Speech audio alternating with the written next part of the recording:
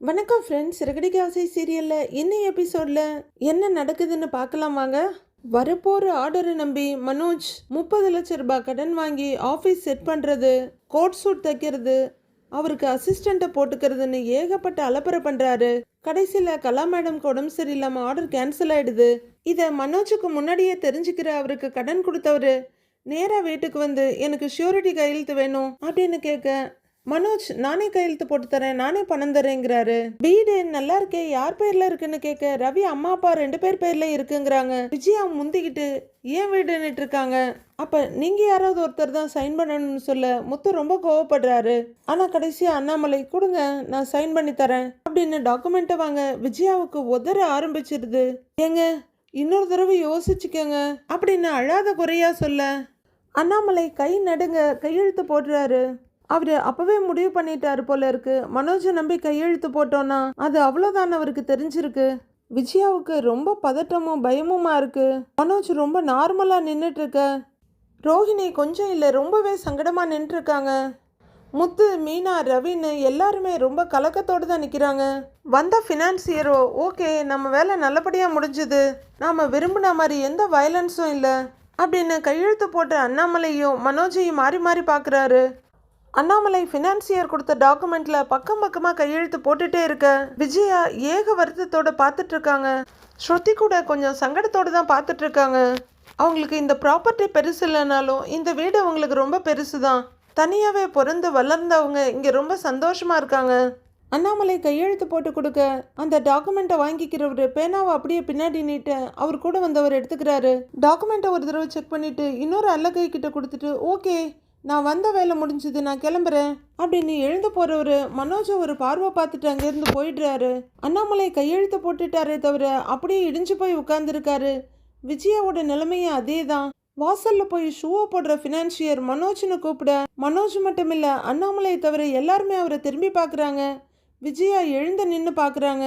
நான் சொன்னதை மறந்துட வேண்டாம், நான் சொன்ன தேதிக்குள்ளே பணம் வரலனா இந்த வீட்டில் இருக்கிற ஆளை தான் தூக்குவேன் அப்படின்னு ஃபினான்சியர் போக கூடவே அவர் கூட வந்தவங்க 2 பேரும் போயிடுறாங்க.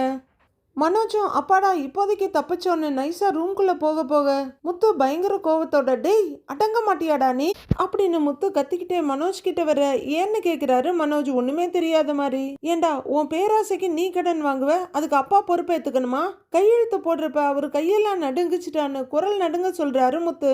அவரை இந்த நிலைமைக்கு ஆளாக்கிட்டு இல்ல உன்னைய அப்படியே அப்படின்னு முத்து பயங்கர கோவத்தோட அடிக்க போக, டேய் டேய் டேய் அப்படின்னு விஜயா ஒரு பக்கம் பாஞ்சு தடுக்கிறாங்க. முத்துவோட கையை பிடிச்சி இந்த பக்கமா இழுத்து விட்டுட்டு போட அந்த பக்கம், நீ ஏண்டா அவனை அடிக்க போறேன்னு விஜயா கத்துறாங்க. அம்மா அவன் அப்பாவை எப்படி மாட்டி விட்டுருக்கான் பாருங்கம்மா அப்படின்னு முத்து கேட்க அண்ணாமலையும் எழுந்து வர்றாரு. நான் என்னடா பண்ணேன், அந்த பில்டர் மேடம் கோமாவுக்கு போவாங்கன்னு எனக்கு எப்படிடா தெரியும், ஆர்டர் கிடைக்கும்னு நினைச்சு கடனை வாங்கினேன், இப்ப கிடைக்காம போயிடுச்சு, அது ஏன் தப்பா அப்படின்னு அசால்ட்டா கேட்குறாரு மனோஜ். டேய் தேவையில்லாம வெட்டி செலவு பண்றதும் கடன் வாங்குறதும் தப்பு இல்லையாடா அப்படின்னு ரவி கேட்குறாரு.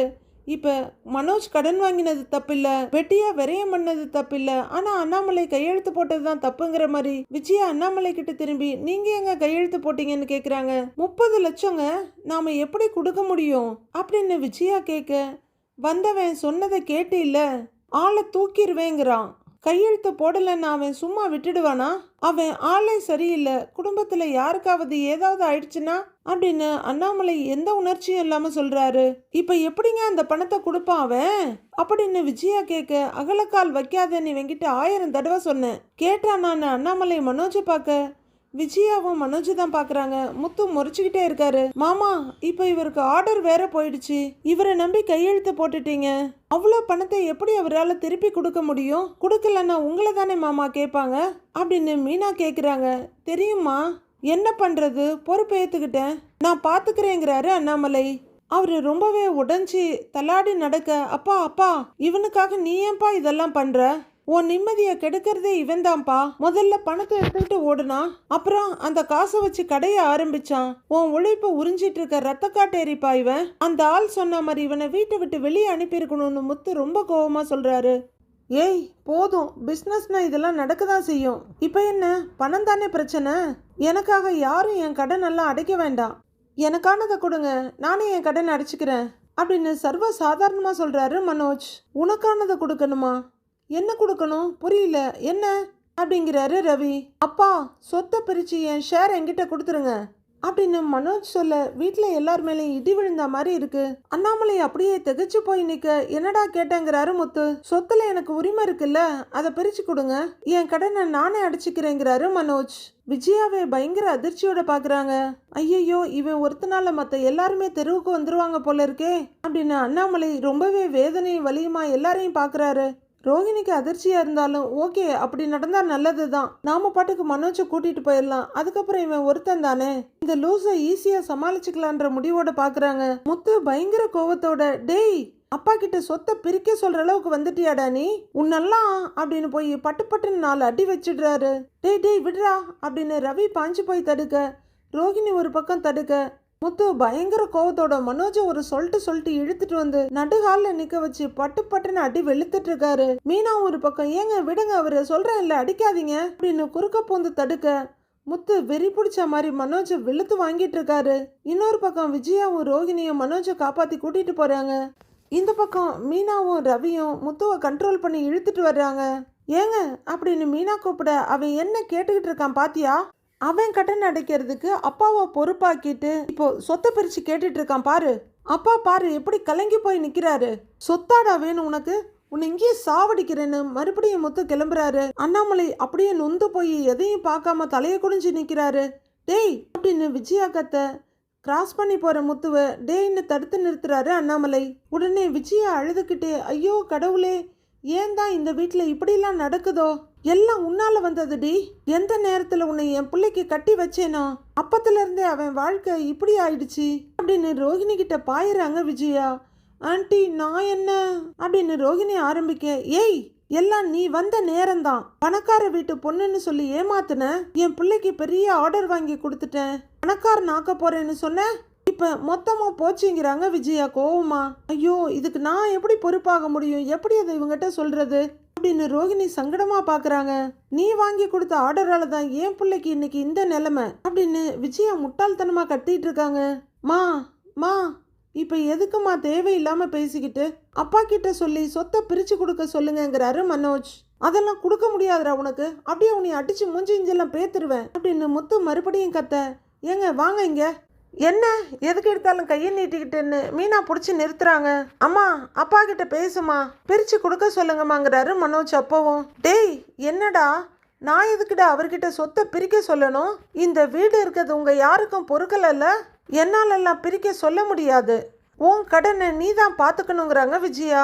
சொத்தை பிரிச்சா அதை உன் பொண்டாட்டி ஒண்ணுமில்லாம ஆக்கிடுவா, அதையும் அப்புறம் நடு ரோட்ல தான் நிக்கணும், நானும் உன் கூட சேர்ந்து ரோட்ல நிக்கவா அப்படின்னு விஜயா பயங்கர கோவமா கத்த. அம்மா என்னம்மா நீயும் அப்படின்னு ஏதோ மனோஜ் ஆரம்பிக்கிறாரு.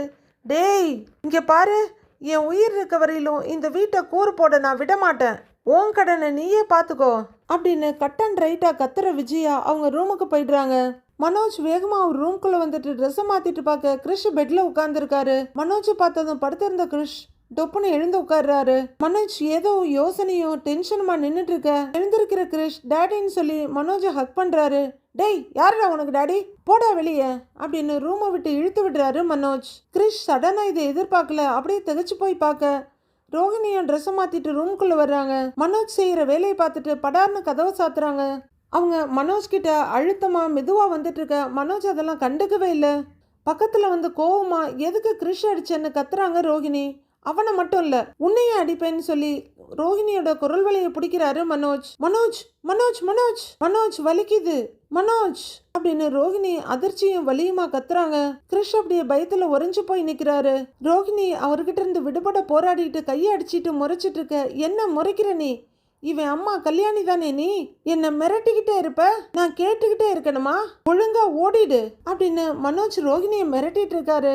ரோஹிணி ஆடின நாடகம் இப்ப அவங்களுக்கே அகைன்ஸ்டா திரும்பிருச்சு. மனோஜ் மனோஜ்னு அவங்க கூப்பிட்டு இருக்க, உன் பையனை அடிச்சா போதுமே உடனே வந்துருவியே இன்னைக்கு உன்ன அப்படின்னு சொல்லிக்கிட்டே மனோஜ் பயங்கரமா கழுத்தை நெரிக்கிறாரு ரோஹிணிய. ரோஹிணியோட மொழியெல்லாம் பிதுங்க ஆரம்பிச்சிருது. மனோஜ் மனோஜ் அப்படின்னு கத்திக்கிட்டே அவங்க போராடி மனோஜை ஒரு வழியா தள்ளி விட்டுடுறாங்க.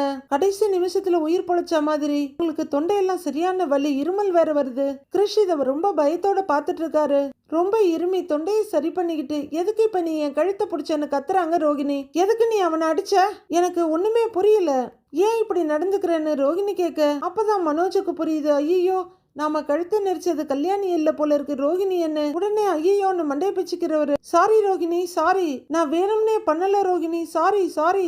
ஐயோ சாரி ரோகிணி, சாரி சாரி, நான் தெரியாம பண்ணிட்டேன், சாரி சாரி சாரி. அங்க எல்லாரும் ஒரு மாதிரியா பேசிட்டாங்களா, அந்த கடங்காரன் வேற வந்து கத்துனதுல ரொம்ப டென்ஷன் ஆயிட்டேன், அப்செட் ஆயிட்டேன், அதான் தெரியாம பண்ணிட்டேன், சாரி சாரி சாரி ரோகிணி அப்படின்னு அவங்கள ஹக் பண்ணி ஆறுதல் பண்ணி, உனக்கு ஒன்னும் ஆகலன்னு படபடப்பா கேக்குறாரு. வா வா வா வா, ஃபர்ஸ்ட் வந்து உட்காரு வா அப்படின்னு ரோகிணியை பிடிச்சி மனோஜ் கூட்டிட்டு வர, இவன் உண்மையான அக்கறையோட பேசுறானா இல்ல நடிக்கிறானான்னு ரோகிணிக்கே குழப்பமாயிடுது.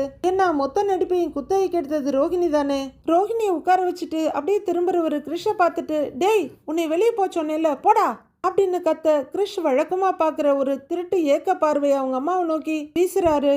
ரோஹிணி கழுத்தை பிடிச்சிக்கிட்டு மனோஜையும் கிருஷையும் மாறி மாறி பாக்குறாங்க. ரோஹிணி போ அப்படிங்கிற மாதிரி ஜாட காட்ட, ஒரு விரக்தியான பார்வையோட கிருஷ் அந்த ரூம்ல இருந்து மெதுவா கதவை நோக்கி போய் கதவை திறந்துகிட்டு வெளியே போயிடுறாரு. ரோஹிணிக்கு ரொம்பவே பயமா இருக்கு. ஒரே நிமிஷத்துல எல்லாமே மாறிடுச்சே. எவ்வளவோ கஷ்டப்பட்டு கிருஷையும் மனோஜையும் பக்கம் பக்கமா கொண்டு வந்தோம். எவ்வளவோ பிளான் போட்டு கல்யாணியை வச்சு காய நகர்த்தணும். இனி இவங்கிட்ட கல்யாணின்னு வேஷம் போடவும் முடியாது, கிருஷ நெருங்க விடவும் மாட்டான் அப்படின்னு ரொம்ப கலங்கி போய் பாக்குறாங்க ரோகிணி. மனோஜ் பயங்கர வெக்ஸா இருக்காரு. எல்லா பிரச்சனையும் ஒரே நேரத்துல வந்து நிக்குது. என்ன பண்ண போறேன்னே தெரியலன்னு தலையை பிச்சுட்டு சுத்துறாரு. மனோஜை விட இதுல ரொம்பவே பாதிக்கப்பட்டது ரோகிணி மாதிரி உட்கார்ந்து இருக்காங்க. நைட் ஆகுது. ஆனா அந்த மடம் ஆகாட்டி சந்த மடம்னு சொல்லுவாங்களே, அது மாதிரி கிருஷ் நேரா வந்து மீனா கிட்ட உட்கார்ந்து இருக்காரு. அழாத கிருஷ், ரொம்ப வலிக்குதான்னு கண்ணை தொடச்சு விட்டுட்டு இருக்காங்க மீனா. அவரு அப்படியே உட்கார்ந்துருக்க, அழாத சரியாயிடும் என்ன அப்படின்னு மீனா சமாதானம் பண்ணிட்டு இருக்க. கிச்சன் பக்கம் இருந்து வர்ற முத்து, என்னாச்சு ஏன் அழுவுறான்னு கேக்குறாரு. உங்க அண்ணன் அடிச்சிட்டாரு போலங்க அப்படின்னு மீனா சொல்ல, அடிச்சிட்டானா?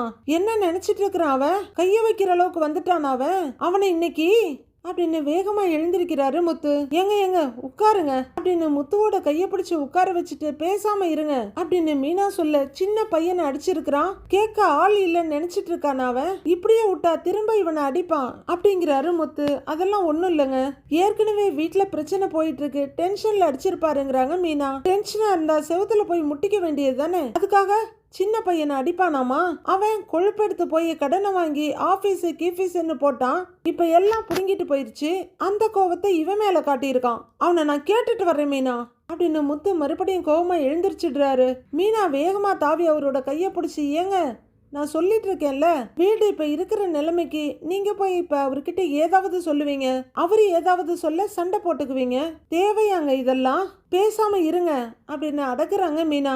முத்து பயங்கர கோபத்தோட பல்ல கடிச்சிட்டு உட்கார்ந்துருக்காரு. அவருக்கு கிருஷ பார்க்க ரொம்ப பாவமா இருக்கு. கிருஷ் பக்கத்துல வந்து தோல்ல ஆதரவா கைய வச்சு, அவன் அடிச்சது வலிக்குதாடான்னு கேக்குறாரு. இல்ல அங்கிள்னு கிருஷ் சொல்ல, அடிச்சதுனால இவன் அழுவுல, அவன் பின்னாடி டாடி டாடின்னு இவன் சுத்திக்கிட்டு இருந்தான், திடீர்னு அடிச்சிட்டான்னு பிள்ளைக்கு மனசு கஷ்டமாயிடுச்சு அப்படிங்கிற முத்து பக்கத்துல உட்காந்து கிருஷ தோளோட சாச்சிக்கிட்டு, டேய் நீ கவலைப்படாத, அவனை அப்புறமா அங்கிள் கவனிச்சுக்கிறேன் அப்படின்னு சொல்ல, கிறிஷ் உம்மனு தலையாட்ட, சரி சரி சரி படுக்கலாமா அப்படின்னு நெஞ்சோட சேர்த்து அணைச்சி செல்லங்கொஞ்சிறாரு முத்து.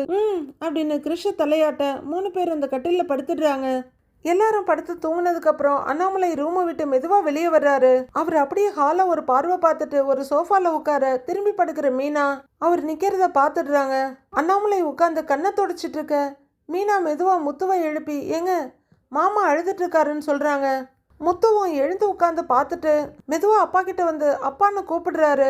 அண்ணாமலை தலைய லைட்டா குனிய, அப்பா ஏன்பா கண்ணெல்லாம் கலங்கி இருக்கு அப்படின்னு முத்து அதிர்ச்சியா கேட்க, அவரு கண்ணை தொடச்சிக்கிட்டு இன்னும் தூங்கலையாங்கிறாரு. முத்து அவர் பக்கத்துல உட்கார போக, டைம் என்ன ஆகுது போய் தூங்குங்கிறாரு அண்ணாமலை. அப்பா என்னப்பா நீ கண்ணெல்லாம் கலங்கிட்டு இருக்கியே, என்னப்பா ஆச்சு அப்படின்னு முத்து கேட்டுக்கிட்டே அவர் கால் கிட்ட மண்டி போட்டு உட்கார்றாரு. ஆன்ட்டி அப்படின்னு கிருஷ் எழுந்திருக்க, ஒன்றும் இல்லை நீ படு படு நீ தூங்குன்னு எழுந்திரிச்ச கிருஷ மறுபடியும் படுக்க வச்சிடுறாங்க மீனா. அண்ணாமலை கண்ணை தொடச்சிட்டு மறுபடியும் கண்ணாடியை போட்டுக்க மீனா போர்வையை விலக்கிட்டு இறங்கி வர்றாங்க. முத்து அவரோட கையை பிடிச்சிக்கிட்டு, அப்பா என்னாச்சுப்பா சொல்லுப்பாங்கிறாரு. ஒன்றும் இல்லடா தூக்கம் வரல, அதான் சும்மா அதுக்கும் இதுக்கும் நடந்துகிட்டு இருக்கேங்கிறாரு அண்ணாமலை. முத்து தவிப்பா பார்க்க காலையில வேலைக்கு போகணும்ல, போய் தூங்குங்கிறாரு அவரு. கட்டில விட்டு இறங்கின மீனா வாட்டர் பாட்டில் எடுத்துட்டு மெதுவா இவங்க கிட்ட வர்றாங்க. அப்பா நீ கவலைப்படாதப்பா அப்படின்னு முத்து சொல்லிட்டு இருக்க. மாமா தண்ணி குடிங்க அப்படின்னு மீனா சொல்ல வாட்டர் பாட்டிலை வாங்கி ஓபன் பண்ணி கொடுக்குறாரு முத்து. முத்து வாட்டர் பாட்டிலை கொடுக்க அதை வாங்கி ஒரு முறை குடிச்சிட்டு மறுபடியும் கொடுக்குறாரு. அதை வாங்கி மூடியை போட்டுக்கிட்டு, அப்பா எதுக்குப்பா கண் கலங்குன அப்படின்னு முத்து கேட்க, நான் எங்கடா கண் கலங்குனேங்கிறாரு அண்ணாமலை.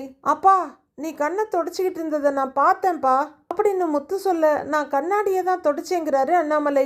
அப்பா அந்த அளவுக்கு கூடவாப்பா எனக்கு வித்தியாசம் தெரியாது அப்படின்னு முத்து ரொம்ப சங்கடமா கேட்குறாரு. மாமா உங்க மனசுல கவலை இருக்கு, அதனால தான் நீங்க கண் கலங்குறீங்க. இந்த வீட்டுக்கே ஆலமரம் மாமா, நீங்க இப்படி கண் கலங்கி நீங்க உட்கார்ந்துட்டு இருக்கதை எங்களால பார்க்க முடியல அப்படின்னு மீனா சொல்லிட்டு இருக்காங்க. அப்பா நீ கவலைப்படாதப்பா, நீ எதை நினைச்சு ஃபீல் பண்றேன்னு எனக்கு தெரியுது. அந்த ஓடுகாலி சொத்தை கேட்டானே அதானே உன்னை உட்காந்து இப்படி கண் கலங்க வச்சுட்டான்ல அவனை அப்படின்னு முத்து வேகமா எழுந்திருக்கிறாரு. டக்குன்னு தோல்ல கைய வச்சு, டேய் உட்காருன்னு உட்கார வைக்கிறாரு அண்ணாமலை. இல்லப்பா அவன் என்கிட்ட வாங்கினாதான்ப்பா அடங்குவான் அப்படின்னு முத்து சொல்ல, ஏங்க சண்டை போடுறதுலயே இருக்காதீங்க. ஏற்கனவே மாமா வருத்தத்துல இருக்காரு, இப்ப அவர் முன்னாடி நீங்க சண்டை போடணுமா? எதுக்கு எடுத்தாலும் அடித்தடின்னு போயிட்டு இருக்காதீங்க, சும்மா இருங்கங்கிறாங்க மீனா. அண்ணாமலை அப்படியே சில மாதிரி உட்கார்ந்துருக்க. அப்பா அப்பா நீ அவன் கேட்டதையே யோசிச்சுட்டு இருக்காதப்பா, அவன் ஒரு அறிவு கெட்டவன்ப்பா, லூசு மாதிரி ஏதாவது பேசிட்டு இருப்பான்ப்பா அப்படின்னு முத்து அண்ணாமலையோட காலை அமுக்கி விட்டுக்கிட்டே சொல்ல, இல்ல அவன் கேட்டதுல எந்த தப்பும் இல்லை, இதெல்லாம் முன்னாடியே பேசி முடிச்சிருக்கணும், ஏன் தப்புதாங்கிறாரு அண்ணாமலை. உடனே முத்து டக்குன்னு, இதுல ஓன் தப்பெல்லாம் எதுவும் இல்லப்பா அப்படின்னு முத்து அவசரமா சொல்ல, இல்ல முத்து வாய் விட்டு கேட்டதுக்கு அப்புறம் இதை இப்படியே விட முடியாது, நாளைக்கு ஒரு லாயரை பார்த்து சொத்து பிரிக்கிறத பத்தி பாக்குறேன் அப்படின்னு அண்ணாமலை சொல்ல, மீனாவும் முத்துவும் ரொம்பவே அதிர்ந்து போய் பாக்குறாங்க. மாமா என்ன சொல்றீங்க, அதெல்லாம் ஒண்ணு வேண்டாம் அப்படின்னு மீனா சொல்ல, இல்லம்மா எப்படியும் ஒரு நாள் கொடுத்து தானே ஆகணும் அப்படின்னு அண்ணாமலை சொல்ல, அப்பா என்னப்பா நீ, அவன் லூசு பைய, அவன் பேச்செல்லாம் கேட்டு நீ எதுவும் பண்ணிடாதப்பா அப்படின்னு முத்து ரொம்பவே பதட்டத்தோட சொல்றாரு. நீ இப்ப இந்த சொத்தை பிரிச்சுனா குடும்பமே பிரிஞ்சிடும்பா, அவனை பத்தி எனக்கு நல்லா தெரியும்பா, நீ பிரிச்சு கொடுத்தன்னா அவன் இந்த குடும்பத்தை விட்டு தனியா போயிடுவான்ப்பா அப்படின்னு முத்து சொல்ல, அண்ணாமலை கண்கள்ல இருந்து கண்ணீர் வடியுது. மாமா இப்ப நீங்க இந்த சொத்தை பிரிக்கிறதுக்கு எந்த அவசியமும் இல்ல, நீங்க அதை பத்தி எல்லாம் யோசிக்காதீங்க மாமான்றாங்க மீனாவும். அப்பா அவன் கேட்டா நீ உடனே கொடுத்துடணுமாப்பா, இப்பவே அவனை கூப்பிட்டு என்ன ஏதுன்னு சொல்லிக்கிட்டே முத்து எழுந்திருக்க. டேய் டேய் உட்கார்றான்னு மறுபடியும் கையை பிடிச்சி உட்கார வச்சிடுறாரு அண்ணாமலை. இந்த கோவம் தான் வேண்டாங்கிற அப்படின்னு அண்ணாமலை சொல்ல, உன்னை கஷ்டப்பட வச்சிருக்கான்பா அப்படின்னு முத்து கோவம் குறையாம சொல்ல, வயசான காலத்துல எல்லா பெத்தவங்களுக்கும் வர்ற பிரச்சனை தான் இது, பிள்ளைங்க எல்லாரும் ஒன்னா ஒத்துமையா இருக்கணும்னு நினைக்கிறோம், ஒரு கட்டம் வரும்போது ஏதோ ஒரு வகையில அவங்க பிரிஞ்சுதான் ஆகணும்னு ஆசைப்படும் போது நாம என்ன பண்ண முடியும் அப்படின்னு அண்ணாமலை சொல்ல, அப்பா அதெல்லாம் ஒன்றும் இல்லப்பா, நீ தேவையில்லாம எந்த முடிவும் எடுக்காதப்பான்னு குரல் நடுங்க சொல்றாரு முத்து. மாமா நம்ம குடும்பத்துல 1000 பிரச்சனை இருக்கலாம், ஆனா எப்பவுமே நம்ம குடும்பம் பிரிஞ்சிட கூடாது, அதுக்காக தான் நானும் போராடுறேங்கிறாங்க மீனா. உடனே அண்ணாமலையும் முத்துவும் ஒண்ணு புரியாம திகைப்போட மீனாவை பார்க்க, மீனாவுக்கு டக்குன்னு சமாளிச்சுக்கிட்டு, இல்ல அதுக்காக தான் நாம போராடுறோம்னு சொல்றேன் அப்படின்னு சொல்ல, ஓஹோ அப்படின்னு அப்பா கிட்ட திரும்புறாரு முத்து. அப்படின்ற மாதிரி அண்ணாமலையும் தலைய நிமிர, அப்பா எந்த காலத்துலயும் சொத்தை பிரிக்கவே கூடாதுப்பா, நான் பிரிக்கவும் விட மாட்டேன்ப்பா அப்படின்னு முத்து சொல்ல, முத்துவோட கையில தட்டி கொடுத்து, சில விஷயங்கள் நடக்கணும்னு இருந்தா அதை யாராலையும் மாற்ற முடியாதுடா, நீ போய் தூங்கு அப்படின்னு அண்ணாமலை எழுந்திருக்க. மாமா நீங்கள் இப்படி கலங்கி உட்கார்ந்துருக்கும் போது நாங்கள் எப்படி மாமா நிம்மதியாக தூங்க முடியும், எத்தனையோ பேர் கஷ்டத்துக்கு நீங்கள் உதவியாக இருந்திருக்கீங்க, எங்கள் அப்பா போனதுக்கப்புறம் அந்த இடத்துல நீங்கள் தான் இருந்திருக்கீங்க, நீங்கள் இப்படி சோர்ந்து உட்கார்ந்துடக்கூடாது மாமா அப்படின்னு மீனா சொல்ல, எனக்கு ஒன்றும் இல்லைம்மா நான் நல்லா தான் இருக்கேங்கிறாரு அண்ணாமலை. அப்பா நீ மனசை போட்டு குழப்பிக்காதப்பா, தூங்கி எழுந்திருச்சா எல்லாம் தெளிவாயிடும்னு நீ தானேப்பா சொல்லுவ, நீ எதையும் யோசிக்காம போய் தூங்குப்பா அப்படின்னு முத்து கெஞ்சலா கேட்க, அண்ணாமலை முத்துவை பாக்குறாரு. தூங்குப்பா அப்படின்னு முத்து மறுபடியும் சொல்ல, சரின்ற மாதிரி திரும்பிடுறாரு அண்ணாமலை. அவரு ரொம்பவே மெதுவா நடந்து போய் ரூம் கதவை திறந்துட்டு உள்ளர போயிட, இங்க இவங்க 2 பேரும் தான் தூக்கத்தை தொலைச்சிட்டு நிக்கிறாங்க. ஏங்க அப்படின்னு மீனா கூப்பிட, அப்பா இப்படி எப்பவுமே எதுக்குமே கலங்கவே மாட்டார் மீனா, இப்போ தனியா உட்காந்து கண் கலங்குறாருனா அவர் மனசு எவ்வளவு வலிச்சிருக்கும், அந்த ஓடுகாலி அப்பாவை இப்படி அழ வச்சுட்டான் பாத்தியா அப்படின்னு முத்து மனோஜ் ரூம் கதவையை முறைச்சிட்டு இருக்காரு. எனக்குமே மாமாவை பார்க்க ரொம்ப கஷ்டமா தாங்க இருக்கு, அப்படின்னு மீனா சொல்ல, நான் எதை வேணாலும் தாங்கிக்குவேன், ஆனா என் அப்பா கண்ணில் இருந்து கண்ணீர் வர்றதை என்னால தாங்க முடியாது. இவனை அப்படின்னு முத்து அவரை கண்ட்ரோல் பண்ணிக்க முடியாம, மீனா ஏங்க ஏங்கன்னு கூப்பிட்டு தடுத்துட்டு இருக்க. வேகமா போய் மனோஜ் ரூம் கதவை தட்டிடுறாரு. மீனா பக்கத்துல வந்து கையை பிடிச்சிட்டு, ஏங்க வேணாங்க, சொல்றதை கேளுங்க அப்படின்னு சொல்ல, நீ பேசாம இரு அப்படின்னு சொல்லிட்டு இருக்கும் போதே கதவை திறந்து ரோஹிணியும் மனோஜும் வர்றாங்க.